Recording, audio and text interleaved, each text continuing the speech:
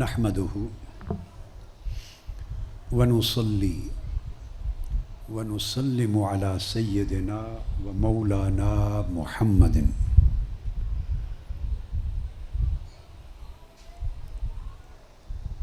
النبي الأمين المكين الحنين الكريم الرؤوف الرحيم وعلى آله وصحبه وأولياء أمته وصلحاء ملته أجمعين. أما بعد، أعوذ بالله من الشيطان الرجيم. بسم الله الرحمن الرحيم. سبحان الذي أسرى بعبده ليلا من المسجد الحرام إلى المسجد الأقصى الذي باركنا حوله لنريه من آياتنا إنه هو السميع البصير. صدق الله مولانا العظيم. معزز علماء کرام اور قائدین و کارکنان اعظام، جملہ خواتین و حضرات، طلباء اور طالبات،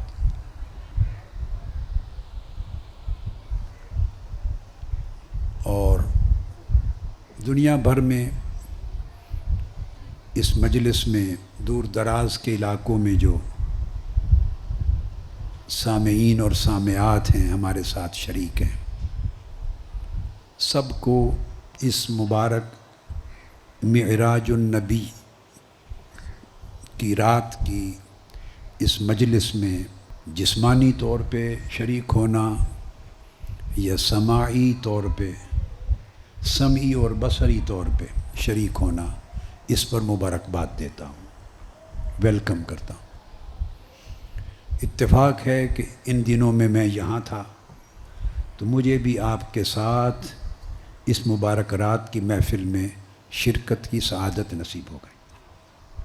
بلا تمہید چند متفرق باتیں اس آیہ کریمہ کے حوالے سے حضور نبی اکرم صلی اللہ تعالیٰ علیہ وآلہ وسلم کے معراج کی مناسبت سے عرض کرتا ہوں۔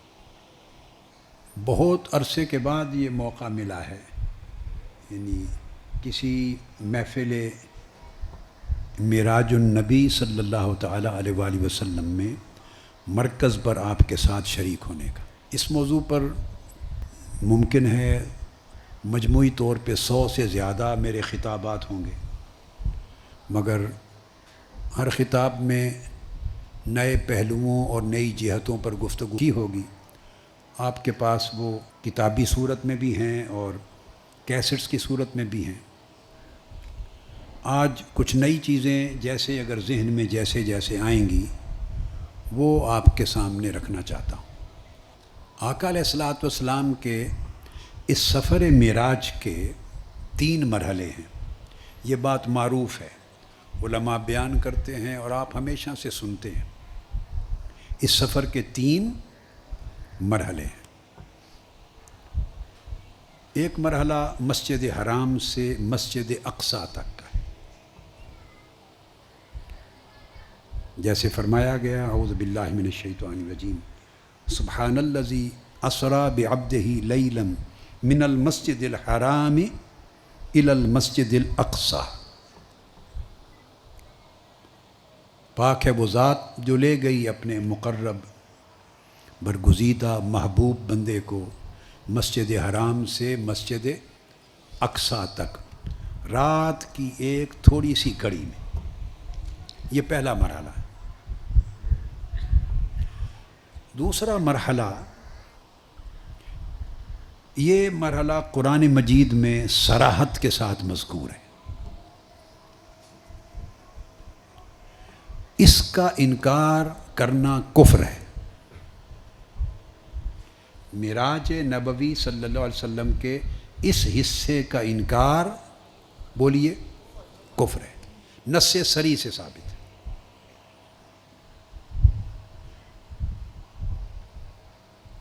اس میں تعویل کی گنجائش نہیں ہے۔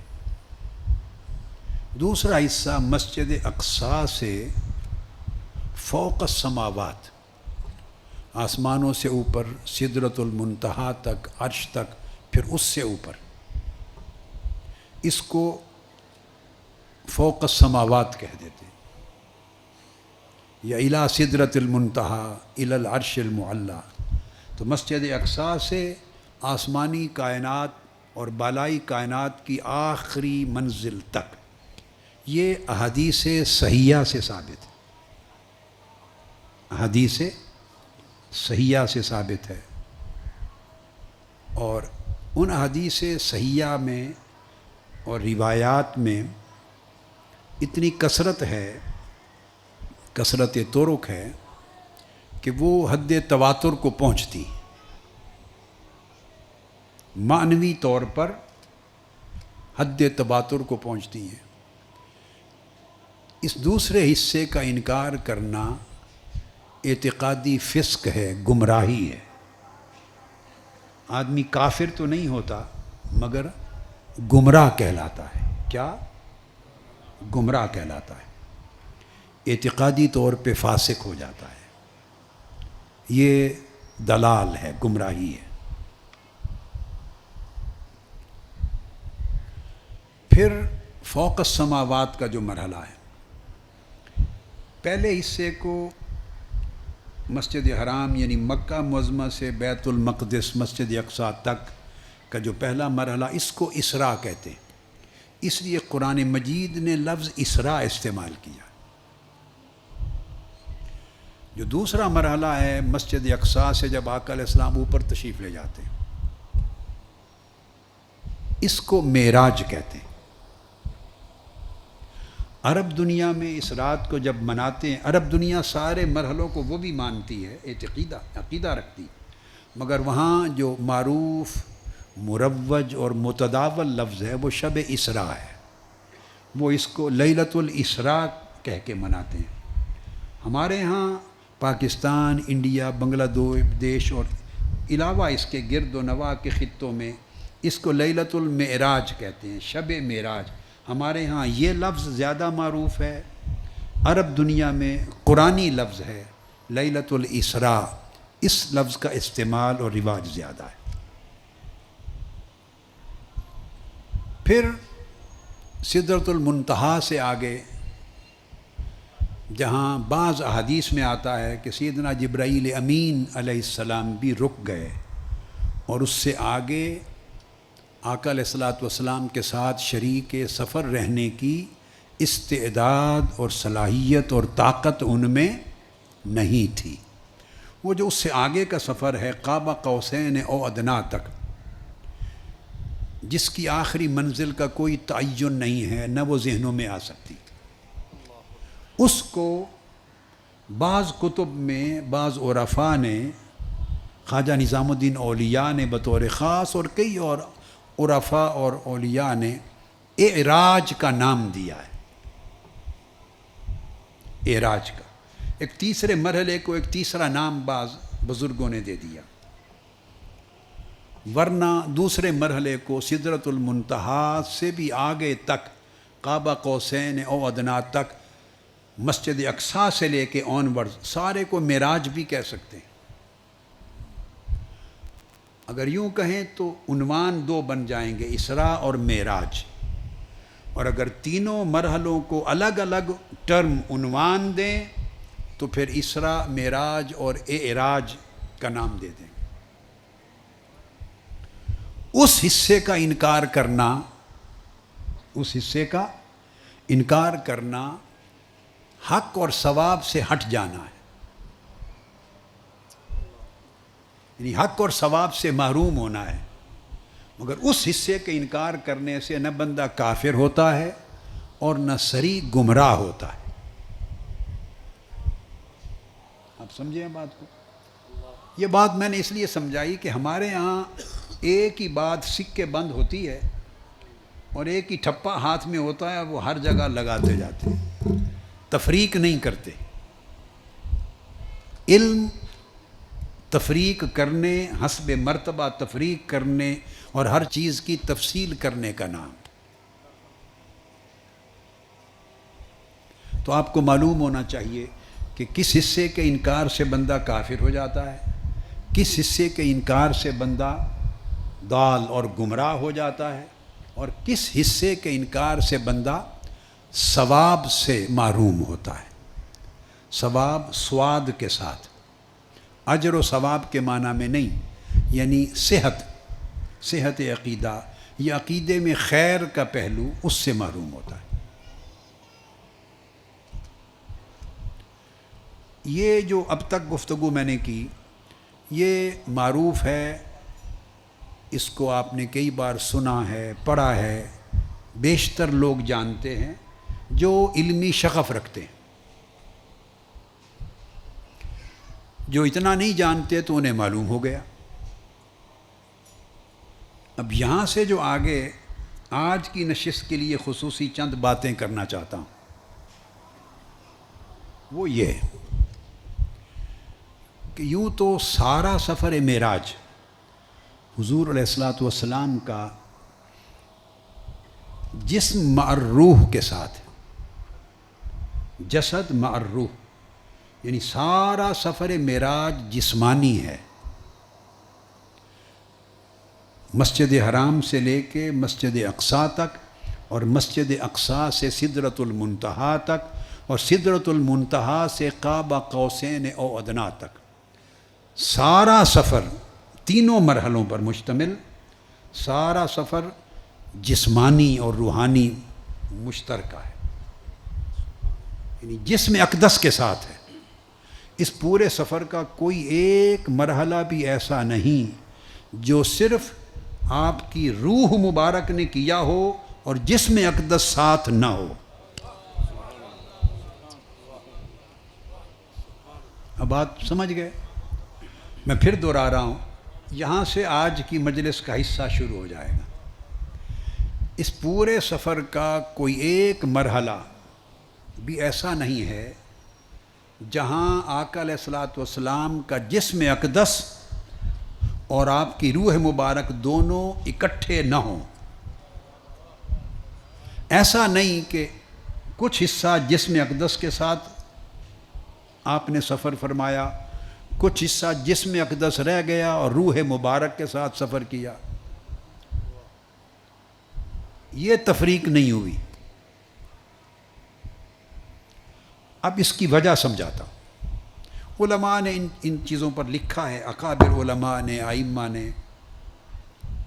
میں آپ کو سادہ طریقے سے اس کی بنیادی، اس کا جو سر ہے، راز ہے، اس کی حقیقت و حکمت سمجھاتا ہوں۔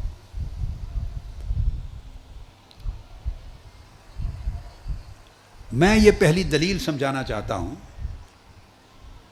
کہ آپ سارے سفر کو کچھ حصہ جسم کے ساتھ اور کچھ حصہ روح کے ساتھ اس طور پہ تقسیم نہیں کر سکتے،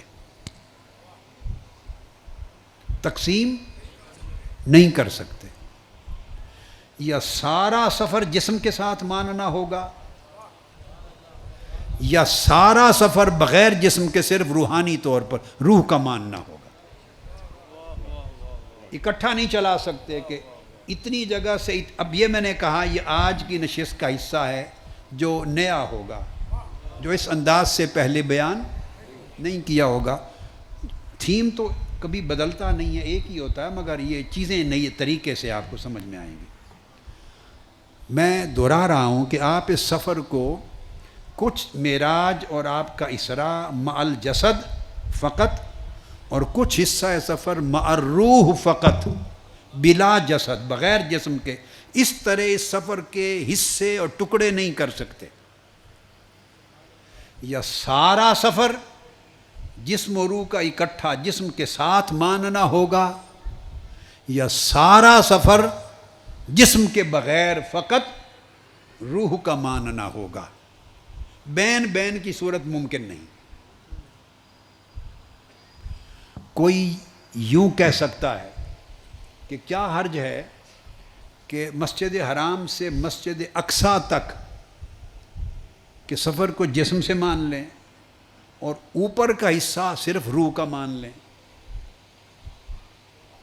کوئی یہ کہہ سکتا ہے، اور ہم بھی اس کو بات سمجھنے سمجھانے کی غرض سے ایک لمحے کے لیے اپنے پاس رکھتے ہیں اور اس پر غور کرتے ہیں. اگر کوئی کہے کہ صرف روح کے ساتھ ہوا ہے، کوئی کہے کہ یہ معراج فقط روحانی ہے، تو یہ بات یاد رکھ لیں، روحانی معراج سے مراد جو لوگ ایسا کہتے ہیں وہ منامی معراج ہوتا ہے، خواب کی معراج. روحانی معراج سے مراد یعنی سوئے اور رات خواب میں معراج کیا. منامی معراج ہے، خواب کی معراج. یہ ہے روحانی معراج کا معنی. اگر آپ روحانی اور منامی معراج مان لیں تو یہ معجزہ ہی نہ رہا. اگر اس موقف کو مان لیں تو یہ معجزہ ہی نہ رہا اور معجزے کا کلیتاً انکار ہو گیا. اور یہ قرآن مجید میں اللہ پاک کا فرمانا سبحان الذی اسریٰ بعبدہ استغفر اللہ العظیم، یہ ایک ایسا اللہ کا ایک ایسا دعویٰ بن گیا کہ جس دعوے کی کوئی ضرورت ہی نہیں تھی اور جس دعوے میں کوئی حقیقت ہی نہیں تھی، کہ پاک ہے وہ ذات جو اپنے بندے کو لے گئی. وہ ذات خواب میں تو ہزاروں اولیاء کو لے جاتی ہے، تو آقا علیہ السلام کی تخصیص کیا ہوئی؟ خواب میں تو ہزاروں اولیاء آقا علیہ السلام کی امت کے ایسے ہو گزرے ہیں اور ایسے ہوتے ہیں جنہیں خواب میں مسجد حرام سے مسجد اقصیٰ تک خواب میں اور کبھی آسمانوں تک یہ سفر کرایا جاتا ہے. کئیوں نے کیا ہے، کئی اللہ کے کئی اولیاء نے یہ سفر کیا ہے. اور اگر وہ خواب ہی کا سفر ہے تو پھر تو آقا علیہ السلام کی تخصیص نہ رہی، اور تخصیص جب نہ رہی تو معجزہ نہ رہا. جب معجزہ نہ رہا تو اللہ کا کلام غیر ضروری بن گیا اور دعویٰ بغیر بنیاد کے بن گیا. تو یہ نہ قرآن میں اس کا ورود ریلیونٹ رہا، نہ سورہ النجم والنجم اذا ہوا سے آگے وہ کوئی 16-17 آیتوں کا کوئی ریلیونس نہ رہا آقا علیہ السلام کی ذات سے. وہ الگ بات ہے، اس بحث میں نہیں پڑھتے کہ اس سے مراد جبرائیل امین کو لینا ہے، ما زاغ البصر وما طغی، یہ اللہ پاک کو لینا ہے. ثم دنا فتدلی سے مراد آقا علیہ السلام کو اور اللہ کی ذات کو لینا ہے، یا آقا علیہ السلام کو اور جبرائیل امین کی ذات کو لینا ہے. فتدلی سے مراد کس کو لینا ہے؟ فکان قاب قوسین او ادنیٰ سے مراد کس کو لینا ہے؟ بحث تو یہی ہوتی ہے نا علماء میں کہ اس جگہ اس لفظ کا اشارہ اللہ رب العزت کی طرف ہے یا اس کا اشارہ سیدنا جبرائیل علیہ السلام کی طرف ہے. بھائی اللہ کی طرف ہو یا جبرائیل امین کی طرف ہو، اگر سب کچھ خواب میں ہوا ہے تو یہ معجزہ ہی نہیں ہے. خواب آتے رہتے ہیں. خواب عام مومنین مسلمانوں کو بھی آتے ہیں اور صالحین کو اس سے بہتر صادق خواب آتے ہیں، سچے. پھر اولیاء کو ان سے اچھے سچے خواب آتے ہیں. پھر اولیاء کاملین کو، صادقین کو، مقربین کو، صدیقین کو اور سچے خواب آتے ہیں. اور سچے خوابوں میں اولیاء کو اللہ کی زیارت بھی ہوتی ہے، جبرائیل امین کی زیارت بھی ہوتی ہے، وہ جبرائیل امین کے ساتھ سفر بھی کرتے ہیں، وہ مسجد اقصیٰ بھی جاتے ہیں، وہ آسمانوں پر بھی جاتے ہیں، وہ جنتوں میں بھی جاتے ہیں. اولیاء خواب میں ہر جگہ جاتے ہیں. اب اگر اس کو منامی اور روحانی معراج لے لیں تو یہ تو معجزہ کا انکار ہو گیا. یہ تو معجزہ کا ہی انکار ہو گیا. اور اللہ پاک جو اس طرح فرما رہے ہیں سبحان الذی، پاک ہے وہ ذات. کوئی بڑا کام ہو تو تب اللہ اس بات کو سبحان الذی سے شروع کرتا ہے. آپ بھی سبحان اللہ کہتے ہیں نا. ایک عام بات ہو، مثلا یہ اگر میں پانی پی لوں تو آپ سبحان اللہ کہیں گے؟ ہر کوئی پانی پیتا ہے، اس میں سبحان اللہ کی کون سی بات ہے؟ آپ سمجھ گئے. اگر کوئی کھانا کھا لے تو سبحان اللہ کی کون سی بات؟ کسی کو نیند آ جائے، اس میں خواب آ جائے تو سبحان اللہ کی کون سی بات ہے؟ جو مطابق عادت ہو اس پہ سبحان اللہ نہیں کہا جاتا. جو زندگی کے عام طور طریقوں اور عادتوں کے مطابق ہو اس پر آدمی سبحان اللہ نہیں کہتا. سبحان اللہ اس پر کہتے ہیں جس بات پر تعجب ہو، جو عادت کے خلاف ہو. انسانی طاقت، عادت، صلاحیت، استعداد، قوت اس کو عام طور پہ نہ پہنچ سکتی ہو. کوئی انوکھا اور نرالا کام ہو جو کوئی اور نہ کر سکتا ہو اور کوئی کر دکھائے، اس پر انسان ایسے کلمات تحسین بولتا ہے، سبحان اللہ. قاری صاحب بھی جب تلاوت کرتے ہیں تو جب وہ بڑے خاص انداز میں اوپر جاتے ہیں تو تب لوگ سبحان اللہ کہتے ہیں. جب تک روٹین میں کوئی پڑھ رہا ہوتا ہے تو اس پہ تعجب کے، تحسین کے خاص کلمات وارد نہیں ہوتے. یہ ہے سبحان الذی اسریٰ بعبدہ، پاک ہے وہ ذات. اور پاک کس سے؟ شک و شبہ اور اعتراض سے پاک ہے، ہر قسم کی کمزوری اور نقص سے پاک ہے. جو چیز تم سوچ نہیں سکتے وہ اللہ نے اپنے محبوب کے لیے کر دکھائی. تو فرمایا پاک ہے وہ ذات، سبحان اللہ. تو پہلی بات تو یہ ہوئی کہ اگر اس کو منامی اور روحانی لے لیں، منامی لے لیں، سمجھ رہے، تو پھر تو معجزہ نہیں، پھر تو معجزہ نہیں. اب سیکنڈ سٹیپ لیتا ہوں، آگے ایک قدم آگے بڑھتے ہیں.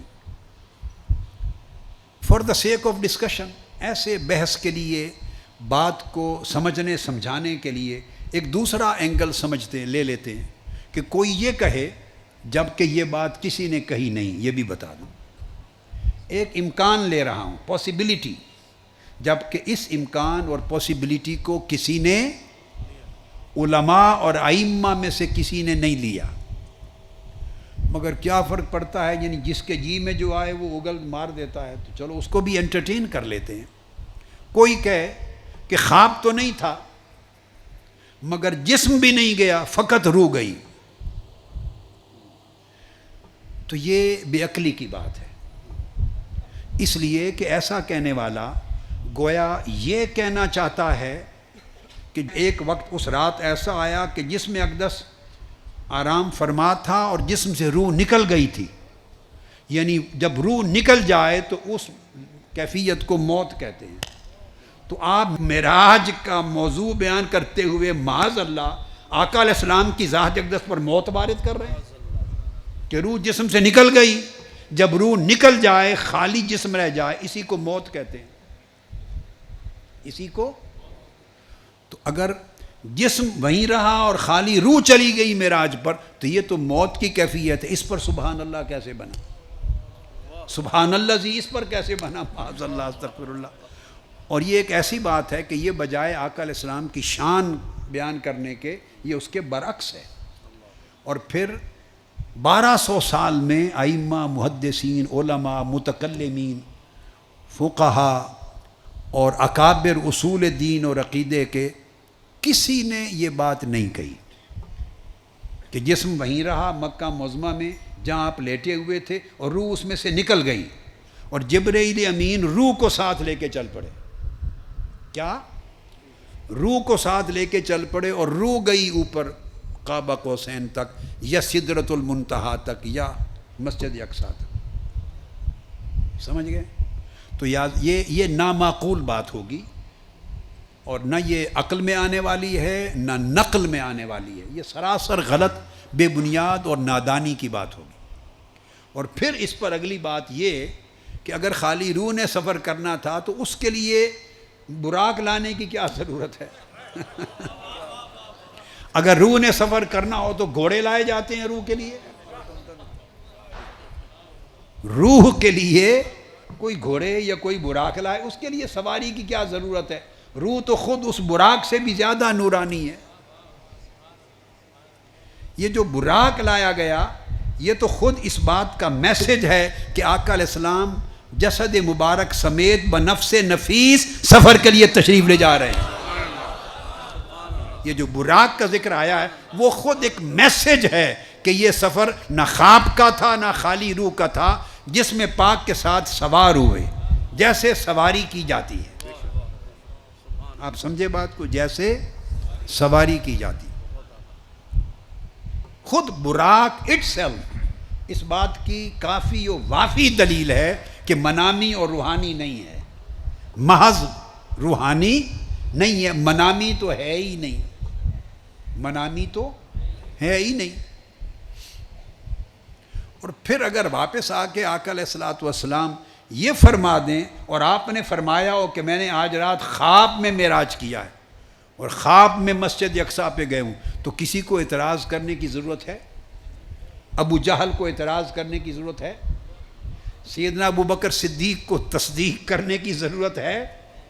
کفار و مشرکین کا اکٹھ کرنے کی کوئی ضرورت ہے صحن کعبہ میں اس بات پہ کہ انہوں نے دعویٰ کیا ہے کہ آج میں نے خواب میں معراج کیا؟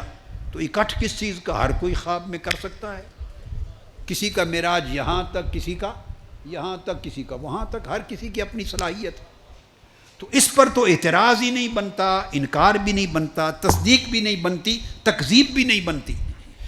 اور پھر احادیث میں آتا ہے کہ وہ اکٹھے ہو کر آقا علیہ السلام سے سوال کرنے لگے کہ بتائیں مسجد اقصیٰ میں کیا ہے، راستے میں کیا دیکھا؟ اگر کسی نے خواب دیکھا ہو تو خواب بتائے، تو کوئی اس عمارت کی کڑیاں بھی پوچھتا ہے اس سے، اس کی کھڑکیاں بھی پوچھتا ہے۔ خواب دیکھا ہو تو اس کی کوئی تفصیلات اور علامات بھی پوچھتا ہے۔ اب بھلے سفر میں بھی کوئی پوچھتا ہے کہ کسی قافلے کو دیکھا، کیا ہوا کیا نہیں ہوا۔ خواب اگر کوئی بتا دے میں نے خواب دیکھا ہے تو اس سے کوئی سوال کرنا بنتا ہی نہیں ہے۔ اس سے ثابت ہوا کہ آقا علیہ السلام نے بھی صبح جب بیان کیا تو خواب کر کے بیان نہیں فرمایا تھا، ایک کھری جیتے جاگتے معراج کی حقیقت کو بیان کیا تھا۔ تب ہی تو ایک زلزلہ بپا ہو گیا کفار میں کہ یہ کیسی بات کر دی، ایک ہی رات میں یہ وہاں سے یہاں کیسے ہو کے آ گئے؟ تو خواب میں تو ہوتا رہتا ہے۔ تو یہ تو پہلی بات کی نفی ہو گئی، ٹھیک ہے۔ اب دوسری بات جو میں نے شروع کی تھی تو میں نے کہا کہ رک جاتے ہیں، پہلے اس حصے کو تھوڑا دیکھ لیں۔ اب دوسری بات لیتے ہیں، وہ امکان اگر کوئی کہے جو میں نے کہا یہ بھی معقول نہیں ہے اور منقول بھی نہیں ہے، کوئی یہ کہے کہ مکہ معظمہ سے بیت المقدس مسجد اقصیٰ تک تو جسم کے ساتھ ہوا، تو وہاں مسجد اقصیٰ کے بعد باقی معراج روحانی ہے، روح کا ہے، جسم کا نہیں۔ اب اس پریپوزیشن کو لے لیتے ہیں، اگر کوئی یہ کہے تو اس پر سوال بنتا ہے، اس سے پوچھا جائے گا کہ اگر مسجد اقصیٰ تک آپ نے مانا کہ جسم کے ساتھ گئے، اوپر روح کے ساتھ گئے، تو جسم کہاں چھوڑ گئے؟ حرم کعبہ میں چھوڑ گئے یا ادھر فلسطین میں رہ گیا جسم اقدس؟ تو یہ بات غیر معقول ہے اور غیر منقول، یعنی آپ اگر تقسیم کریں گے تو کیا بنے گا؟ مسجد اقصیٰ تک جسم کے ساتھ گئے تو وہاں کیا ہوا کہ پھر وہاں سے روح اقدس نکال لی گئی، جسم وہیں چھوڑ دیا گیا۔ اگر کہیں کہ جسم ادھر ہی رہا تو پھر تو مسجد اقصیٰ تک بھی جسم کے ساتھ نہیں گئے، اور اگر کہیں وہاں تک جسم کے ساتھ گئے اوپر روح کے ساتھ تو جسم پھر وہاں کہاں چھوڑا؟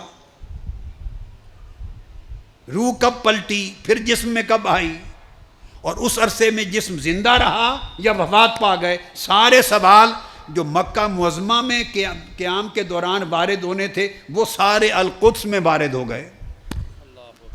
اب آپ سمجھے؟ آپ نے وہاں لے جا کر پھر جسم اور روح کو جدا کر دیا، تو جسم اقدس کا کیا بنا، روح اقدس کا کیا بنا؟ تو اوپر روح اقدس کو لے جانے کی ضرورت کیا تھی اگر جسم نہیں جا رہا؟ تو جسم اقدس وہاں رہا یا وہاں سے براق پر واپس آ گیا؟ وہ براق پر واپس آ گیا تو روح مبارک کس چیز پر گئی؟ اگر براق روح لے گئی اوپر تو جسم واپس کیسے آیا؟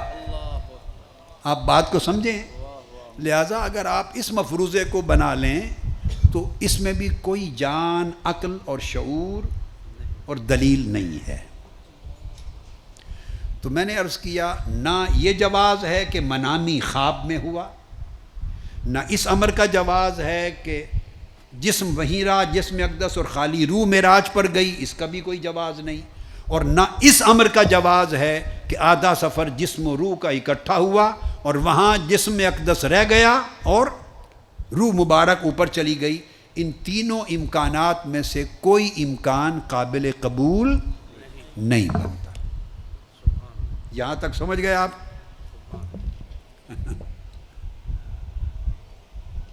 اب ہم اسی پر آ جاتے ہیں جو اصل جمہور کا مذہب ہے کہ آقا علیہ الصلوۃ والسلام کا سارا سفر معراج مسجد حرام سے لے کے قاب قوسین او ادنا تک وہ جسم و روح کے ساتھ اکٹھا ہے.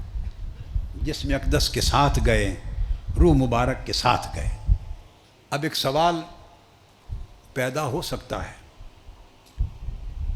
کہ براق لانے کی کیا ضرورت تھی؟ براق لانے کی کیا ضرورت ہے؟ تو اس کے جواب میں ایک بات پہلے سمجھا چکا ہوں اشارتاً، اس کو ریپیٹ کرتا ہوں. ایک ضرورت تو یہ تھی، یہی ثابت کرنے کے لیے کہ آقا علیہ السلام کا معراج، اسراء اور معراج جسم و روح کے ساتھ اکٹھا ہو رہا ہے. سواری اس بات کی دلیل ہے کہ کوئی سوار ہو کر جا رہا ہے، یہ نہیں کہ خالی خواب میں یا روح کے ساتھ اوپر سفر کر رہے ہیں. براق اس لیے لایا کہ ثابت ہو کہ جسمانی معراج ہو رہا ہے، جسمانی معراج ہو رہا ہے. اسباب کئی ہیں، میں صرف اسی ایک نقطے پر اگر بات شروع کر لوں تو پھر ہماری ساری رات اسی ایک نقطے پر گزر جائے گی کہ براق کیوں لایا گیا. ساری رات اسی ایک، ہر چیز آگے پیچھے چھوڑ دیں گے تو ایک رات صرف اس ایک حکمت کے بیان کے لیے بھی کافی نہیں ہے. اس میں درجنوں حکمتیں اور توجیحات آتی چلی جائیں گی. میں نہیں جانا چاہتا، تھوڑا تھوڑا کر کے اکثر چیزوں کو، ساری تو نہیں کہتا، اکثر ضروری چیزوں کو تھوڑا تھوڑا کر کے کور کرنا چاہتا ہوں. تو دوسری حکمت بیان کرتا ہوں کہ براق کیوں لایا گیا. اس لیے کہ اس دنیا سے سفر فرما رہے ہیں، اس دنیا سے سفر شروع ہو رہا ہے تو اسباب، یہ دنیا عالم اسباب ہے اور ہر کوئی جو اس دنیا میں سفر کرتا ہے سواری پر سفر کرتا ہے. لہٰذا اس دنیا کا جو عالم اسباب کا جو طور طریقہ ہے اس کو قائم رکھنے کے لیے، تاکہ دنیا کو پتہ ہو کہ اسباب کے ساتھ سفر کیا. آقا علیہ السلام کو اگر معراج سفر ہی آسمانوں سے ہوتا تو شاید براق نہ لایا جاتا. سفر چونکہ اس دنیا عالم اسباب سے ہوا ہے اور ہر کوئی جب سفر کرتا ہے تو سواری پہ سفر کرتا ہے، سفر کرتا ہے تو سواری پہ سفر کرتا. اس لیے سواری لائی گئی تاکہ آقا علیہ السلام کے سفر کی جو ہیئت ہے، سفر کی جو شکل ہے، وہ عالم اسباب کے طریقوں سے مطابقت کر جائے. عالم اسباب کے جو طور طریقے ہیں ان کے ساتھ موافقت ہو جائے اور اسی سے ثابت ہو کہ واقعی جسمانی معراج ہوا.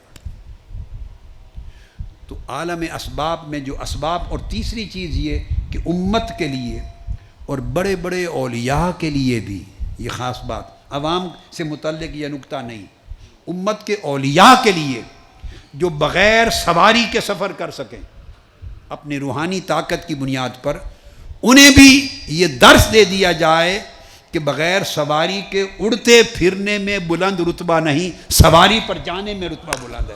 یہ آقا علیہ السلام کی سنت ہے.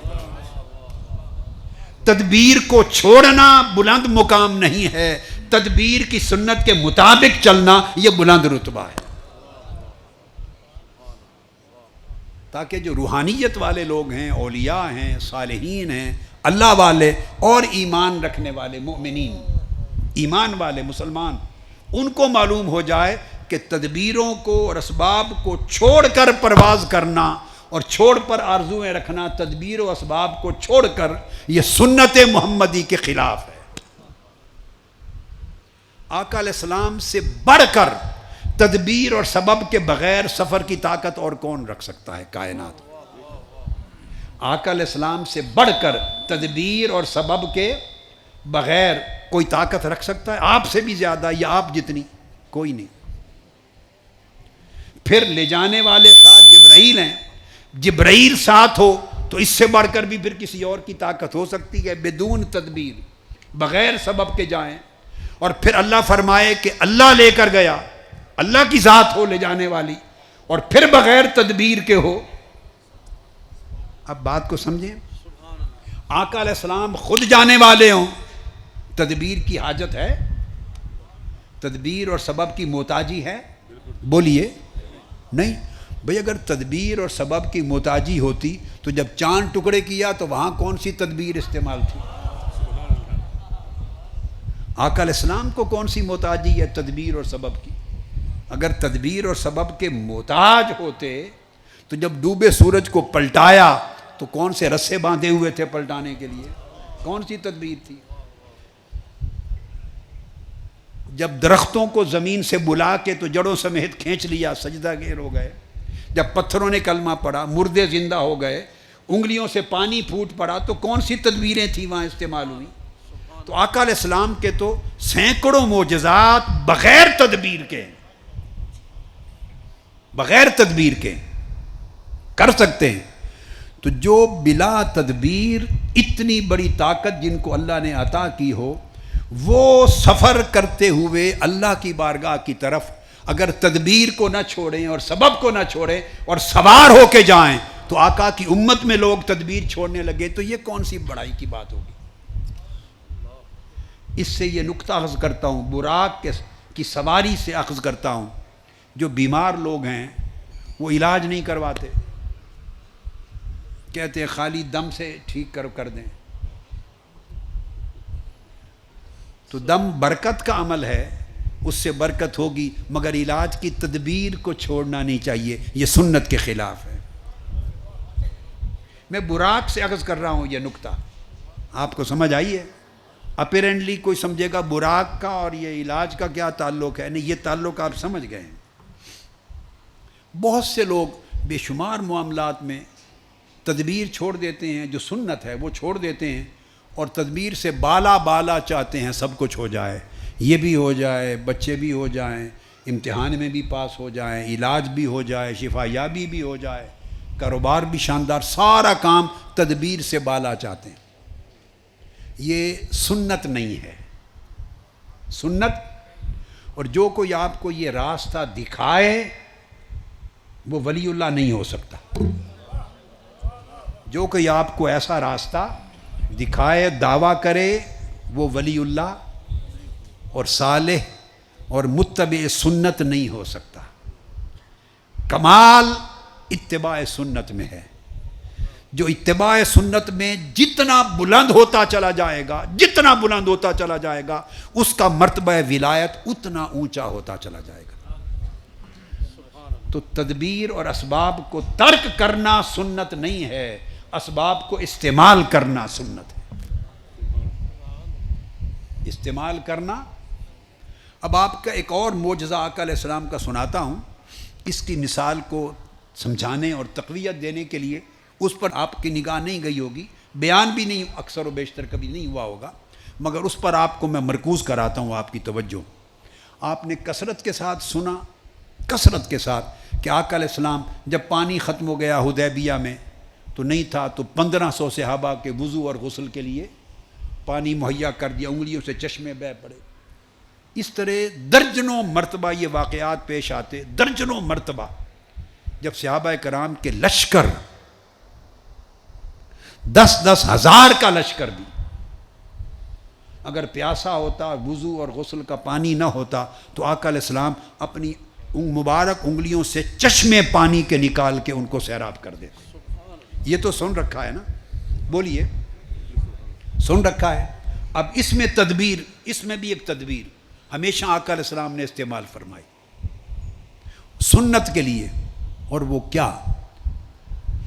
یہ دیکھیے، انگلیوں سے کبھی پانی پھوٹا؟ کبھی کسی کی انگلیوں سے پانی کا چشمہ پھوٹ سکتا ہے؟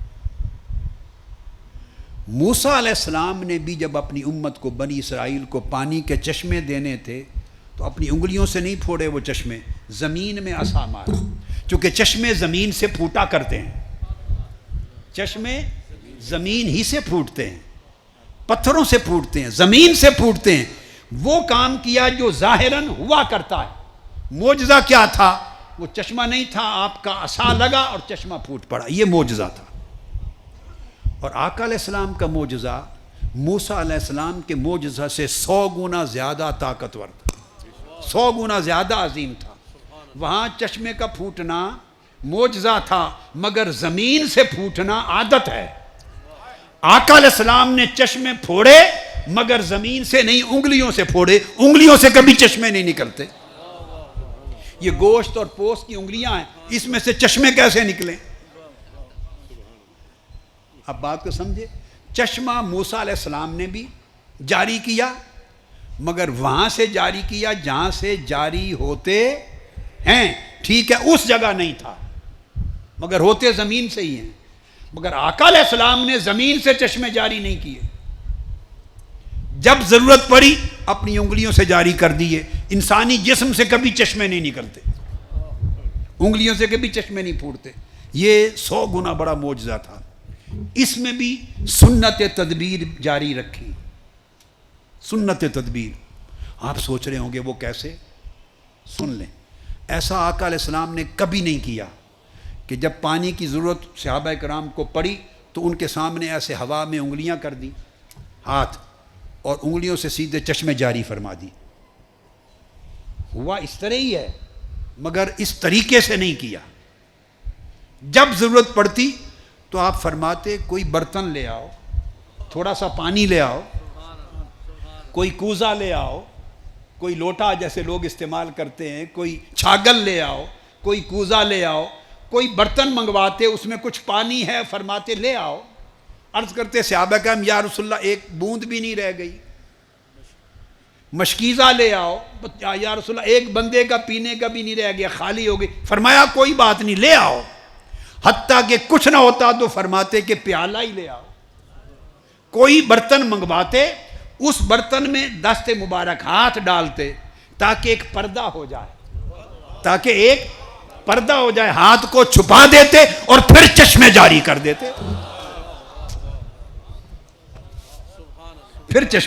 دیتے. اب بات کو سمجھے. ایسے نہ کرتے تاکہ کوئی جادو غریبی نہ سمجھے. واہ واہ، جادو غریبی نہ سمجھے اور کوئی سارا بلا تدبیر بھی نہ سمجھے. یعنی وہ جو تھوڑا سا پانی ہوتا، ایک قطرہ، 2 قطرے، 2 بوندیں، اس میں ہاتھ ڈبو کے دریا بنا دیتے.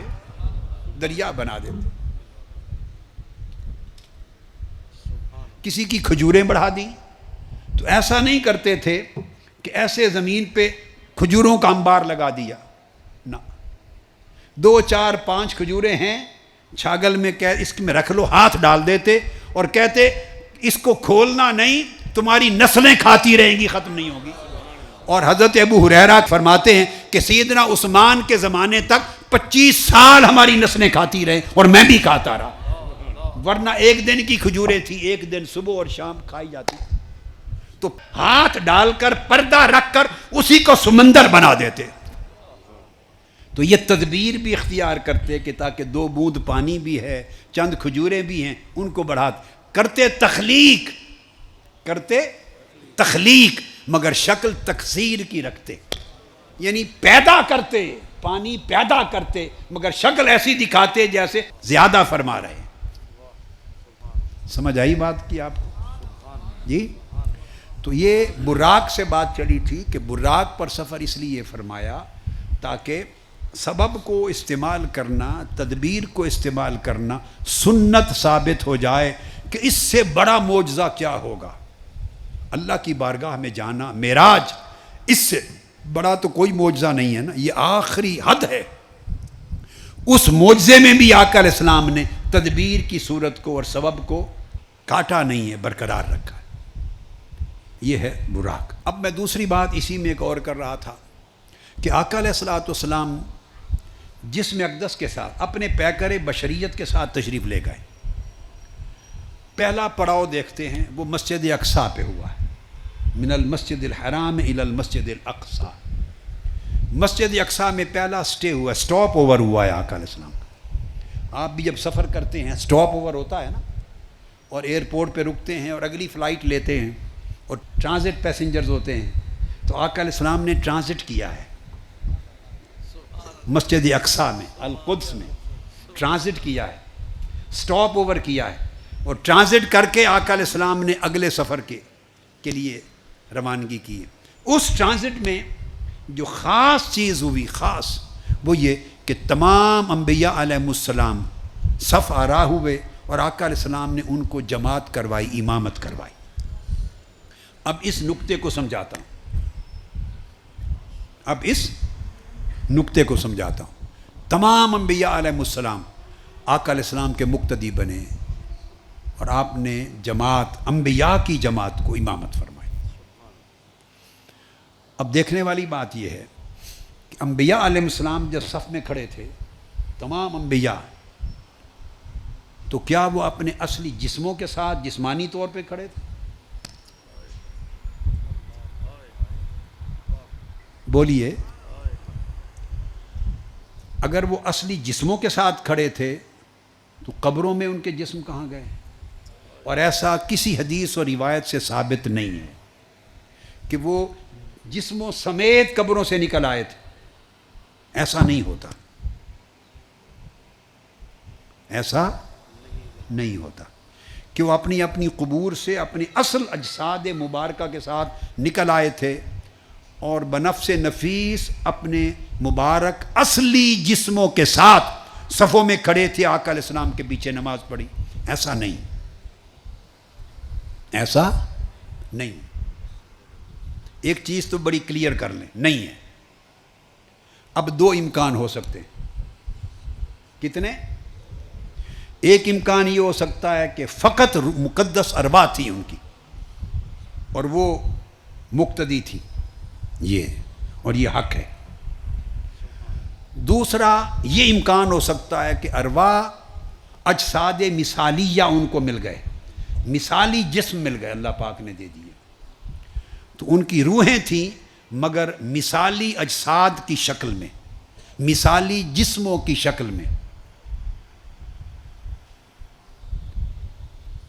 جو مثالی جسم امیجز ہوتے ہیں، امیجز ہو جاتے ہیں۔ بس ان دو میں سے ایک امکان ہے، پہلے والا نہیں ہے۔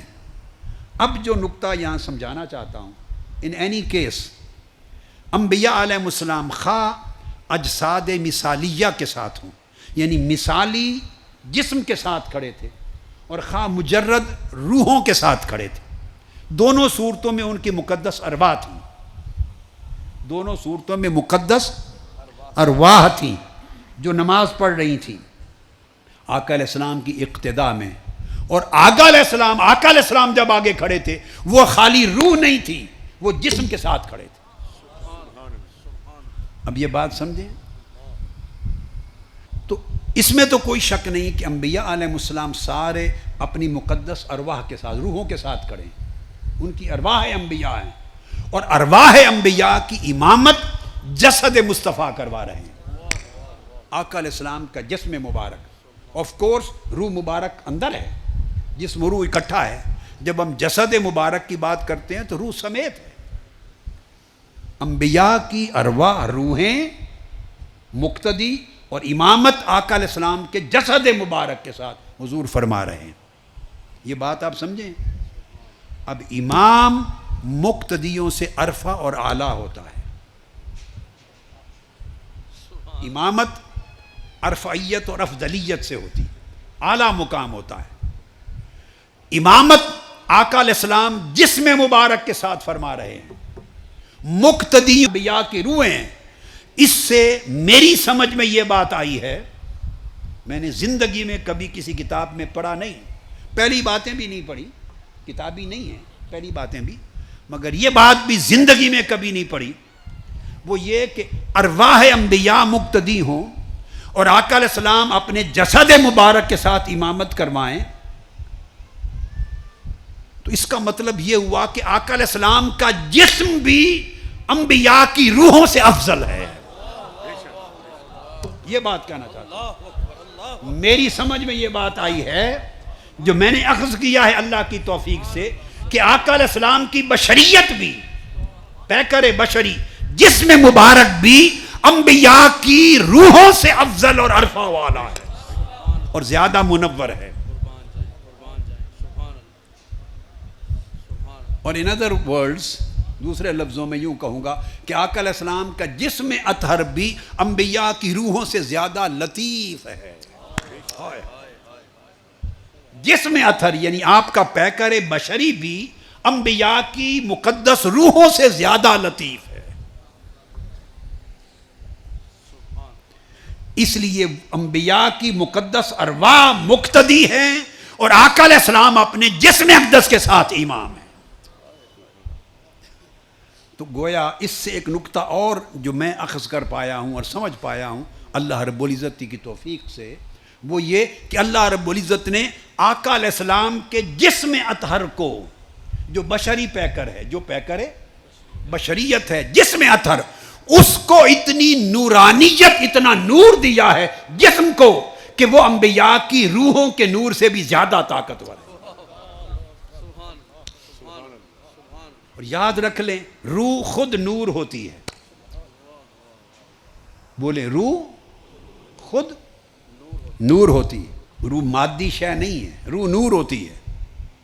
اور پھر انبیاء کی روحیں نور علی نور، نوروں سے افضل نور انبیاء کی روحیں.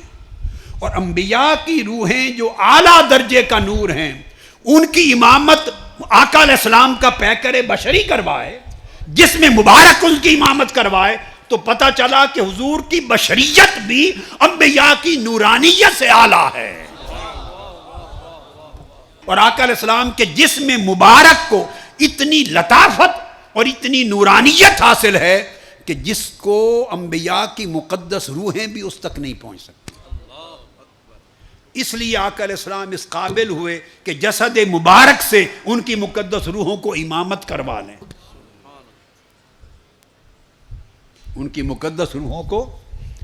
اور یہ پھر دوسرا، یہ آپ کا مقام و مرتبہ بھی ہے، یہ آپ کا مقام و مرتبہ بھی ہے کہ اولین و آخرین تمام انبیاء اور رسول آقا علیہ السلام کی اقتداء میں اور امامت میں نماز پڑھیں. تو آقا علیہ السلام کا درجہ کیا؟ اس سے ایک چیز اور جو میری سمجھ میں آئی ہے وہ یہ کہ آقا علیہ السلام کا اس سے دیکھنا چاہیے، سمجھنا چاہیے کہ جو جسم اقدس ہے، پیکر بشریت ہے، اس کی حیت کیا ہے، اس کی حقیقت کیا ہے، جو انبیاء کی ارواح سے بھی بلند و بالا ہے. تو اس پیکر بشری کا اور جسم اطہر کا اپنا حال کیا ہے؟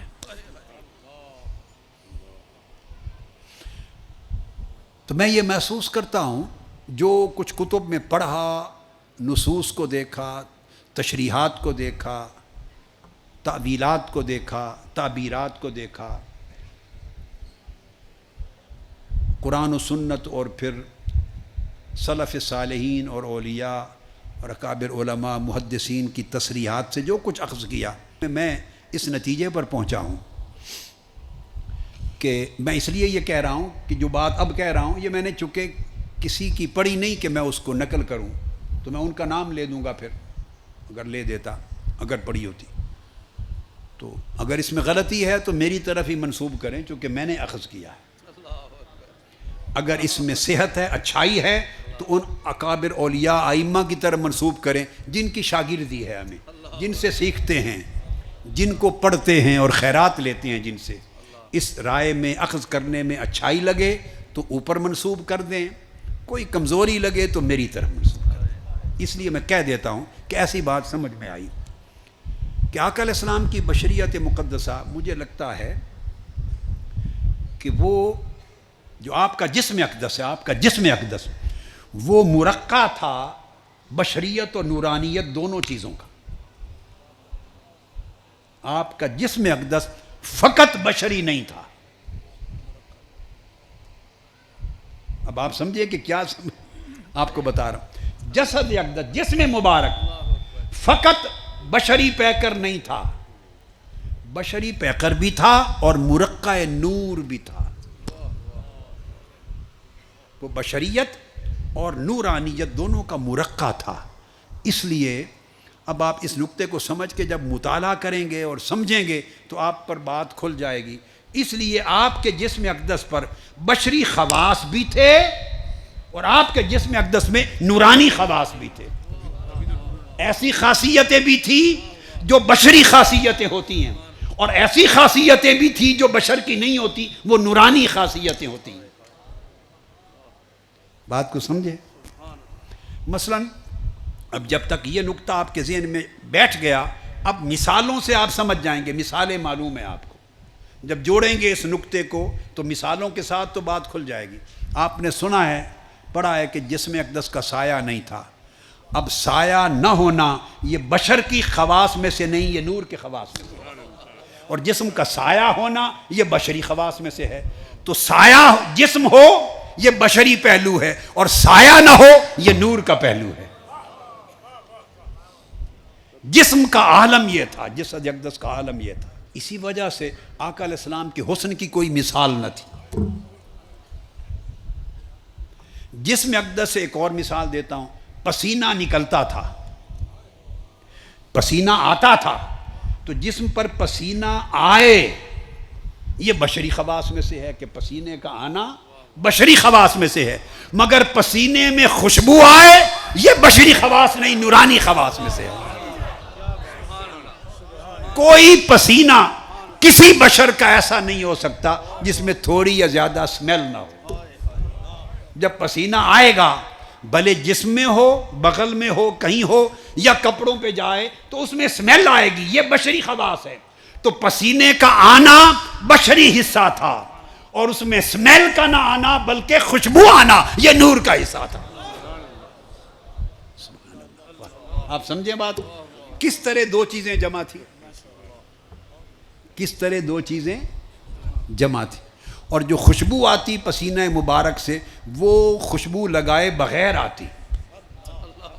کوئی کہے کہ آپ خوشبو لگاتے تھے، یہ آقا علیہ السلام کی سنت ہے، درست ہے، مگر یہ ثابت ہے حدیث صحیحہ سے کہ بدون خوشبو لگائے بغیر بھی جدھر سے گزر جاتے فضائیں معطر ہو جاتی۔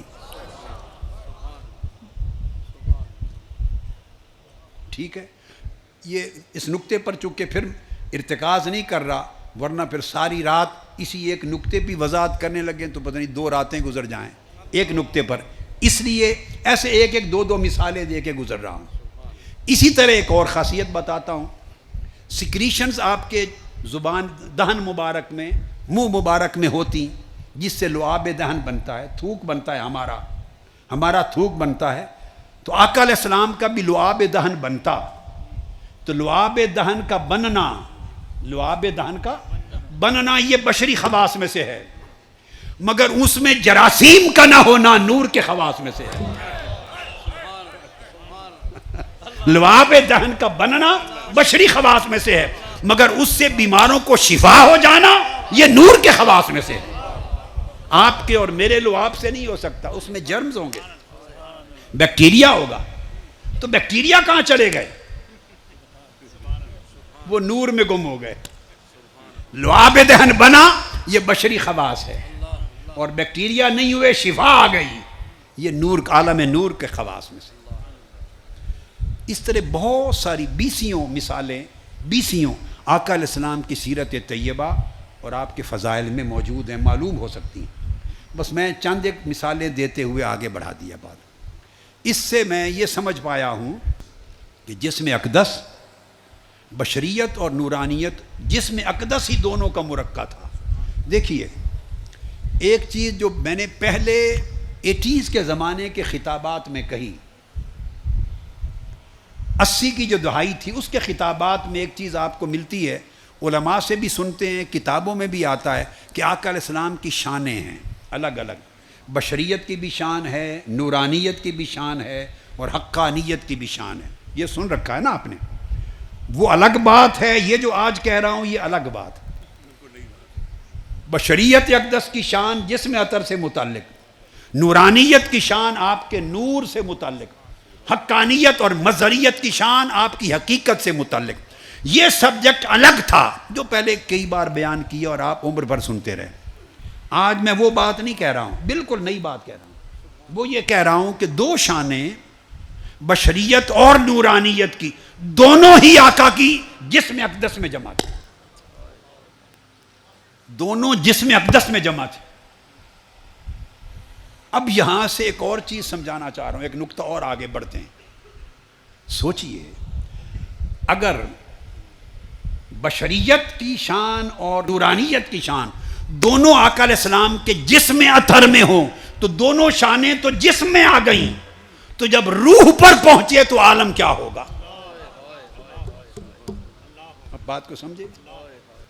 ایک جسم ہے آقا علیہ السلام کا، جسم اطہر، اور جسم کی معراج کا یہ پہلا مرحلہ ہے جو ہم بیان کر رہے ہیں، مسجد حرام سے مسجد اقصیٰ تک۔ اس میں سارا سفر رہا، تو سارا سفر جسم اقدس کے ساتھ، جسم اقدس کے ساتھ، مگر یاد رکھ لیں کہ سفر کے تینوں مرحلوں میں ہر ایک مرحلہ آقا علیہ السلام کی ذات اقدس کے ایک ایک حصے کے لیے خاص تھا، تاکہ اس مرحلے میں اس حصے کو معراج پر پہنچایا جائے۔ ویسے تو تینوں مرحلوں میں جسم اقدس اور روح مبارک اکٹھے رہے، اس پر ہم ابتدائی گفتگو بڑی خوبصورت کر چکے ہیں نا۔ اب میں جو بات کہہ رہا ہوں وہ یہ کہ بے شک اول تا آخر جسم و روح اکٹھے رہے، مگر معراج کے تین جو مرحلے ہیں، اسراء اور معراج، مسجد اقصیٰ تک ایک اور سدرۃ المنتہا تک دوسرا، اور اس سے آگے مقام کعبہ قوسین او ادنیٰ تک تیسرا، یہ جو تین حصے ہیں سفر کے، ان میں سے ہر ایک حصہ آقا علیہ السلام کی ذات اقدس کی ایک ایک شان کو الگ الگ معراج کروانے کے لیے تھا، اس خاص شان کے لیے خاص تھا۔ تو گویا مسجد حرام سے مسجد اقصیٰ تک پہنچے تو یہ جسم آخر تک رہا، مگر بطور خاص جسم کی معراج تھی، بطور خاص جسم کی معراج تھی، کہ جب جسم مصلی پر امامت کروا رہا ہے اور انبیاء کی روحیں مقتدی بن کے کھڑی ہیں، یہ جسم کی معراج تھی۔ اور مسجد اقصیٰ سے جب آگے گئے سدرۃ المنتہا تک تو آقا علیہ السلام کی روح مبارک کی معراج تھی، حالانکہ وہاں بھی جسم ساتھ تھا، اور جب جسم کی معراج تھی تو روح ساتھ تھی، جسم و روح جدا نہیں ہوئے کہیں بھی، مگر پہلے حصہ معراج میں فوکس کہتے ہیں، کیا فوکس، جسم اطہر کے جو لطائف ہیں، آقا کے جسم پاک کے جو لطائف ہیں اور جسم پاک کی جو شانیں ہیں اور آپ کے جسم اقدس کی جو خاصیتیں ہیں اور اس کے جو مرتبے ہیں، انہیں معراج پر پہنچانا مقصود تھا۔ وہ جسم جو میں نے کہا کہ جسم کے اندر بھی بشریت اور نورانیت دونوں جمع تھے، جسم کا سمجھایا نا کہ جسم کی یہ شان تھی، لعاب دہن میں شفا تھی اور پسینہ میں خوشبو تھی اور جسم کا سایہ نہ تھا۔ یہ جو جسم کے خواص ہیں، ان جسم کے خواص کو معراج کرانا مقصود تھا۔ القدس سے جب آگے چلے تو آقا علیہ السلام کے جسم کو معراج ہو گئی تھی، اس جسم کی معراج ہو گئی تھی۔ اور جب القدس سے مسجد اقصیٰ سے آگے سدرۃ المنتہا پہ پہنچے تو جب سدرۃ المنتہا کو آقا علیہ السلام نے چھوڑا تو آپ کی روح اقدس کی معراج ہو گئی تھی۔ اب یہ جو مرتبے ہیں، بشریت کا مرتبہ، نورانیت کا مرتبہ، روحانیت کا مرتبہ، یہ جو انسان مراتب کو دیکھتا ہے، مختلف فرشتوں کا نورانیت کا مرتبہ ہے، انسانوں کا بشریت کا مرتبہ ہے، پھر اللہ والوں کی روحانیت کا مرتبہ ہے، بھئی یہ سارے مرتبے تو آقا علیہ السلام کے جسد اقدس میں گم ہو گئے، یہ تو جسد مبارک میں آ گئے سارے۔ اب جب آقا علیہ السلام کا روح کا مرحلہ معراج آتا ہے، جس میں جسم ساتھ تھا مگر دوسرے مرحلے میں فوکس روح مبارک پر تھا، محمدن اسپرٹ پر تھا۔ پہلے محمدن باڈی پر فوکس تھا، پہلے فوکس آپ کی باڈی پر تھا، اب فوکس آپ کی spirit per, civil and spirit per focus ہے۔ جب روح پر فوکس ہوا معراج کا، اور فوکس سے مراد اس کا بھی فوکس ہے نا جو لے جا رہا ہے، وہ جو لے جا رہا ہے۔ پہلے مرحلے میں فوکس اس چیز پر تھا کہ جسم کے لطائف اور مقامات کو معراج ہو جائے، دوسرے مرحلے میں فوکس روح محمدی پر تھا کہ اس روح محمدی کے لطائف کو معراج ہو جائے۔ تو جب سدرۃ المنتہا سے آگے گزرے تو جسم و روح سب کے لطائف کی معراج ہو گئی تھی۔ اب جو چیز انسانی سمجھ میں آنے والی ہے وہ ختم ہو گئی یہاں، اس سے آگے انسان کیا سمجھے گا، اس سے آگے کیا سمجھے گا؟ تو میں اس کو آپ کے لیے یوں سمجھاتا ہوں کہ پہلے مرحلے پر جسم کا معراج ہو رہا ہے، دوسرے مرحلے پر آپ کے قلب کا معراج ہو رہا ہے، قلب محمدی کا معراج ہو رہا ہے. اور قلب پر جو واردات ہوتی ہیں، دل پر جو واردات ہوتی ہیں ان کا معراج ہو رہا ہے، اور دل کے احوال کا معراج ہو رہا ہے، اور دل کے مقامات کا معراج ہو رہا ہے. اور جب سدرۃ المنتہا سے آگے بڑھے اور قاب قوسین او ادنا تک گئے تو وہاں جسم و قلب کے معراج ہو چکے تھے. اب آقا علیہ السلام کی روح کا معراج شروع ہوا ہے، وہاں سے روح اقدس کا معراج شروع ہوا ہے. روح اقدس کا معراج شروع ہوا ہے. جسم جب معراج کی طرف جاتا ہے انسانی زندگی میں، جسم روحانی معراج کی طرف جاتا ہے جسم، تو کم کھاتا ہے جسم اور کم کھانے سے گزارا ہو جاتا ہے. یہ اس کی معراج کا سفر ہے. کم سوتا ہے، گزارا ہو جاتا ہے. جسم میں لطافت آنے لگتی ہے، جسم میں پاکیزگی آنے لگتی ہے، جسم کے شہوانی حصے مغلوب اور کمزور ہونے لگتے ہیں. جو جسم کی طلبات ہیں، طلب ہے جسم کی جو ضروریات ہیں ان میں کمی آنے لگتی ہے، اور جسم ان سے بے نیاز ہونے لگتا ہے، تھوڑا تھوڑا بے نیاز ہونے لگتا ہے. تو جب جسم ان چیزوں سے بے نیاز ہونے لگے اور ان کی محتاجی سے نکلنے لگے تو سمجھیں جسم اپنے روحانی معراج کی طرف جا رہا ہے.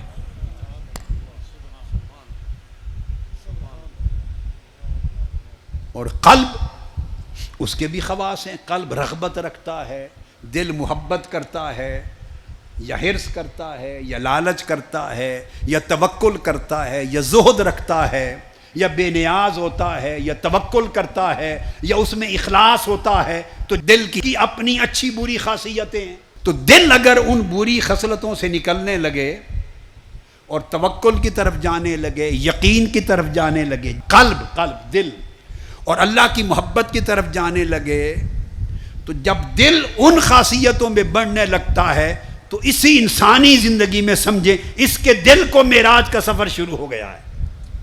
اس کے دل کا سفر معراج شروع ہو گیا ہے. اور روح اس سے آگے عالم جبروت کی چیز ہے. تو روح جب ہے تو روح کی کیا خوراک ہے؟ جس کے ساتھ روح آگے بڑھتی ہے وہ اللہ کی قربت ہے، وہ اللہ کی معرفت ہے. تو جب روح میں اللہ کی معرفت اور قربت اور رضا یہ چیزیں بڑھنے لگیں، روح میں معرفت اور قربت بڑھنے لگے تو سمجھیں روح معراج کی طرف جا رہی ہے. یہ میں نے چند اشارے کیے. تو جیسے جیسے معراج کے مرحلے بدلتے گئے ویسے ویسے آقا علیہ السلام کی شخصیت اور آپ کی ذات اقدس کے ہر گوشے کے معراج اپنے کمال پہ پہنچتے گئے، اپنے کمال پہ پہنچتے گئے. اور جب قاب قوسین او ادنا کا مقام آیا اور اللہ رب العزت کے ساتھ، اب یہاں ایک بات سمجھنے والی، جب اس مقام پر اللہ کی معیت خاصہ میں، اللہ کی بارگاہ میں اس مقام پر جا پہنچے تو بتائیے یہاں اس دنیا میں اللہ کسی سے دور ہے؟ بولیے. نحن اقرب الیہ من حبل الورید، ہم تمہاری شاہ رگ سے بھی زیادہ قریب ہیں. تو اللہ تو ہماری شاہ رگ سے زیادہ قریب ہے، تو آقا علیہ السلام سے کتنا قریب ہوگا؟ اللہ تو ہماری شاہ رگ سے زیادہ قریب ہے، ہم سے ہماری شاہ رگ سے زیادہ قریب ہے. تو اپنے محبوب مکرم کے ساتھ اس کے قرب کا عالم کیا ہوگا، کتنا قریب ہوا. تو وہ رب جو آقا علیہ السلام کے ساتھ اتنا قریب ہے کہ جس کا تصور نہیں کر سکتا، تو جو ہر وقت آقا کے ساتھ ہوتا ہے. غار میں بھی تھے تو فرمایا ان اللہ معنا، اللہ ہمارے ساتھ ہے. غار میں بھی تھے، غار ثور میں، تو فرمایا اللہ ہمارے. تو جب اللہ ہر وقت حضور کے ساتھ ہے اور آقا علیہ السلام سے کبھی جدا ہوا ہی نہیں، وہ اپنے بندگان مومنین سے جدا نہیں ہوتا، اپنے انبیاء و مرسلین سے جدا کیسے ہوگا؟ تو جب حضور کے اتنا قریب تھا تو وہ کون سی قربت تھی جس کے لیے حضور وہاں گئے؟ سوچنا ہوگا. یہاں جو ہر وقت قریب ہیں وہ اگر یہی قربت تھی, یہی قربت جو زمین پہ میسر ہے, تو یہ قربت لینے کے لیے کعبہ قوسین پر جانے کی کیا ضرورت؟ یہ بات سمجھنے والی ہے. کوئی اچھوتی قربت ہے تو رب یہاں سے وہاں لے گیا, کوئی نرالی قربت. اور ہم مجلسی, اللہ فرماتے ہیں کہ جو میرا ذکر کرتا ہے میں ان کا ہم نشین ہوتا ہوں.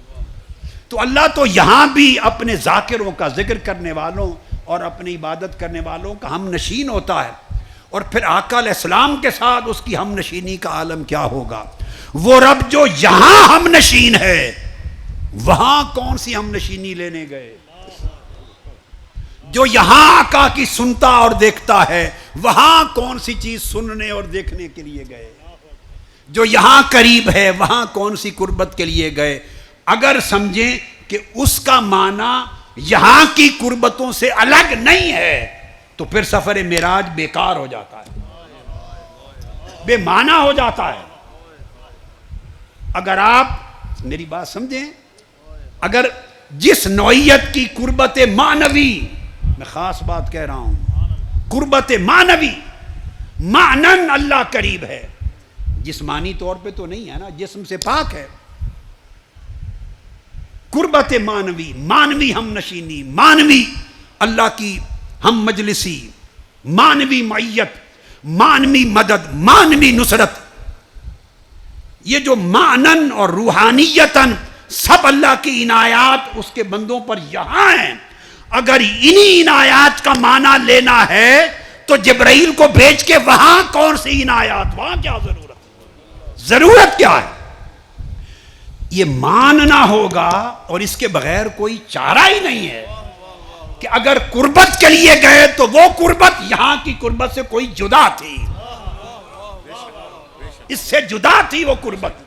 اگر ہم نشینی کے لیے گئے تو وہ ہم نشینی اس دنیا کی ہم نشینی سے جدا تھی. اگر دیدار کے لیے گئے تو وہ اس دنیا کی قلبی رویت, دل کا جو دیدار کرنا, اس سے جدا تھا. اور اس کے ساتھ اس کے سامنے بیٹھ کر ہم کلام ہونے کے لیے گئے تو وہ کلام تو ہر روز قرآن کی صورت میں یہاں بھی کرتا تھا, اس ہم کلامی سے جدا تھی. اگر یہاں اور وہاں کو ایک جیسا بنا دینا ہے تو معراج بے مقصد ہو جاتی ہے, بے مقصد ہو جاتی ہے. لہذا سب کچھ جو وہاں ملا وہ تھا جو یہاں کے حصے میں نہیں ہوتا. جو وہاں ملا وہ تھا جو یہاں کے حصے میں نہیں ہو جاتا. اور اب بات ختم کرنا چاہ رہا ہوں, تو آخری بات جو کہنا چاہتا ہوں کہ جو عنایات وہاں تھیں وہ عنایات ہیں جو یہاں نہیں, بولیے, ہو سکتی. اگر یہی جو معنوی عنایات کا تصور یہاں پر ہے, اگر یہی معنی لینا ہے تو معراج کا مقصد فوت ہو جاتا ہے. وہ اس کو تحصیل حاصل کہتے ہیں, لا حاصل ہے, کوئی مقصد نہیں رہتا. لہذا وہ خاص عنایات ہیں جو آقا علیہ السلام کے لیے وہاں کی خاص تھی.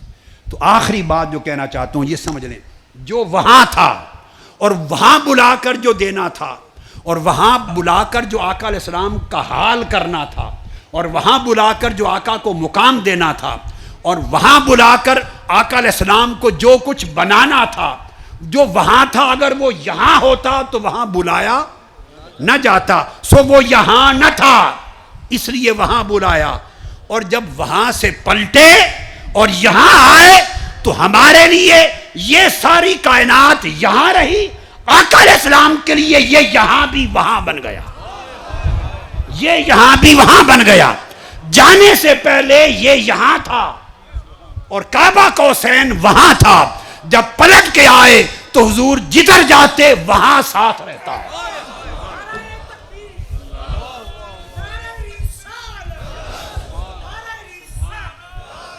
واپس آنے کے بعد آقا علیہ السلام ایسا کچھ ہو گئے تھے کہ جہاں رہتے, جہاں جاتے, پھر وہ یہاں نہ رہتے وہاں ساتھ رہتا, پھر وہ آخر وقت تک وہاں میں رہے. اللہ رب العزت اس وہاں کا حصہ ہمیں عطا فرما دے. آقا علیہ السلام کے جوڑوں کے طفیل. وما علینا الا البلاغ